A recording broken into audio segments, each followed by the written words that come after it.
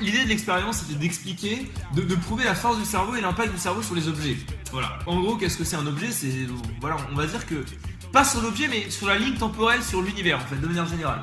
On considère l'univers, il se passe des trucs dans l'univers, ok? On va dire qu'il y a de la randomness. En fait, la RNG, on va dire, ce qu'on appelle la RNG, en fait, ce qui est trop petit pour qu'on puisse l'analyser, ce qui nous dépasse, en fait, c'est de la RNG.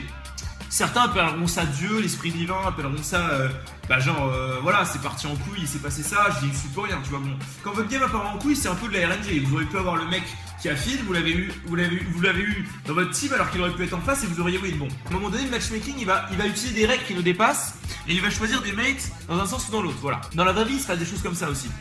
Dans la vie de tous les jours, genre par exemple, des trucs qui nous dépassent, je sais pas, le loto, toutes les boules, on peut pas calculer, tu vois.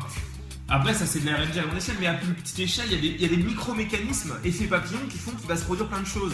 Mais ces micro-mécanismes, on n'est pas capable de nous expliquer tout ce qui est spin de l'électron, tout ça, genre, ça nous dépasse complètement, on n'est même pas capable de le mesurer, parce qu'à partir du moment où on le mesure, les variables changent en fait. Donc on fait varier les statistiques en observant. Ce qui fait qu'en fait, Dieu nous empêche directement d'accéder à ces informations. Il y a une entité supérieure qui un petit peu règle tout ça et que nous on n'a pas encore accès à toutes les données, ou alors qu'on nous a pas encore donné accès à toutes les données. Si on voit l'évolution comme une sorte de secret que petit à petit l'entité supérieure qui a tout créé nous donne accès petit à petit à un petit peu plus de choses. Il développe nos sens, il développe notre cerveau, il nous donne accès à plus de choses. Voilà. Donc le but de l'expérience c'était de créer une entité totalement RNG et de voir si le cerveau humain ou même animal pouvait influencer. Si le vivant de manière générale pouvait influencer l'aléatoire. Et donc voilà l'expérience, je vous explique, c'est très simple. Ils ont créé un robot. Un robot qui peut se déplacer dans toutes les directions. En gros, il a une roue. Il a une roue qui est comme ça. Avec un moteur qui tourne dans ce sens-là. Voilà. Et la roue avance soit comme ça, soit comme ça. Voilà. Le moteur fonctionne de cette façon. Au début du mouvement, il choisit aléatoirement une direction. Donc un angle de direction. Aléatoirement entre 0 et 360 degrés. Voilà. Vous allez comprendre. En fait, c'est un robot aléatoire qui se déplace aléatoirement. En fait, il faut s'imaginer que ce robot, on va l'appeler Wukong, ok? Ce robot, en fait, peut se déplacer aléatoirement sur la map. La map, en l'occurrence, c'est une grande feuille de papier. Le robot est doté d'un crayon au centre qui va lui permettre de tracer la trajectoire du robot, en fait. Voilà. Et on le fait partir du milieu et on lui donne aucune information. C'est-à-dire que dès le début, on va lui choisir. On ne choisit rien.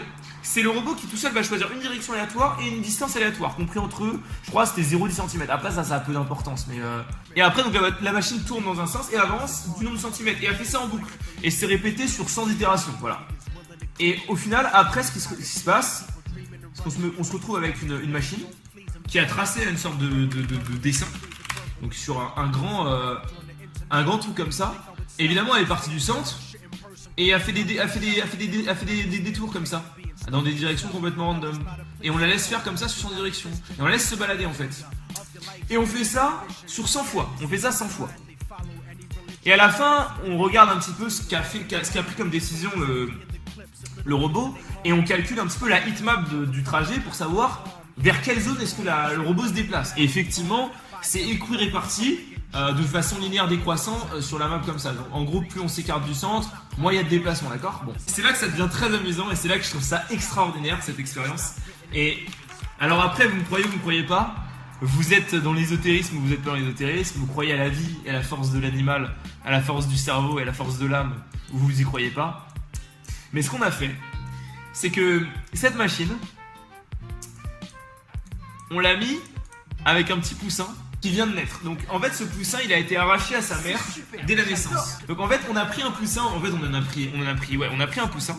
Ils l'ont fait avec plusieurs poussins et sur plein d'itérations. Et en gros ce qu'ils ont fait c'est que ils ont mis ce robot avec le poussin à sa naissance. Comme si genre, en fait ils ont associé l'image de la mère à l'image de ce poussin. Vous voyez?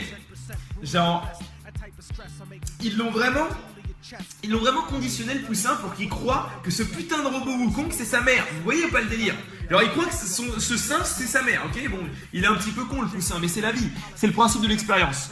En fait, on lui a donné la certitude au fond de lui qu'il est né grâce à cette personne et qu'il lui doit la vie. C'est-à-dire que quand la première chose qu'il a vue quand il est sorti de son œuf, c'est ce putain de robot. Du coup, le poussin, pendant une semaine, 2 semaines, pendant qu'il vit, voilà, on lui fait croire que c'est sa mère, jusqu'à là, tout va bien. Sauf que ce qui se passe ensuite, c'est qu'on le retire de ce robot, donc on éloigne le robot et le poussin pendant 5 jours. Et quand on les remet ensemble, c'est que ce robot complètement random, ils l'ont mis au milieu de la map et ils ont positionné le poussin à un endroit random. Donc un coup là, un coup là, un coup là, un coup là. Et écoutez-moi bien les amis, le robot était dans le poussin était dans une cage enfermée depuis maintenant genre un jour ou deux, même peut-être 5 jours, je sais plus, mais en tout cas il était enfermé dans la cage. Et il voit sa mère au milieu de la map, donc il la voit. Et il est pire, il l'appelle, il crie de toutes ses forces, parce qu'il veut que sa mère le rejoigne en fait. Et au fond de lui, il veut qu'elle se rapproche de lui. Et il le veut, c'est un instinct primitif en fait. C'est quelque chose qui me dépasse, c'est pas genre je suis un mentaliste, je vais faire venir le robot, non. C'est un poussin qui pense que c'est sa mère et qui veut absolument que le robot se rapproche de lui. Et vous savez quoi les amis, ce qui est magnifique avec cette expérience, et je vais vous laisser sur ça, c'est que quand on regarde les hitmaps du robot, elles sont concentrées vers le putain de poussin alors qu'il a commencé au milieu. Et ça, c'est un truc de ouf. J'étais là, mais mindfuck, extraordinaire. La puissance de la vie, tu vois ou pas? C'est de la RNG, c'est des chiffres qui n'ont rien à voir, c'est manipulé, ça veut rien dire un chiffre. Mais ça a un sens dans le sens où le robot va se rapprocher de sa mère si ça sélectionne un tel chiffre. Donc dans tous les arbres de probabilité de l'univers possible, ça a choisi celui qui contemple le poussin parce qu'il l'a voulu de toutes ses forces. Et ça, les amis, c'est la preuve que dans la vie, quand on veut un truc, on l'obtient, quoi qu'il arrive.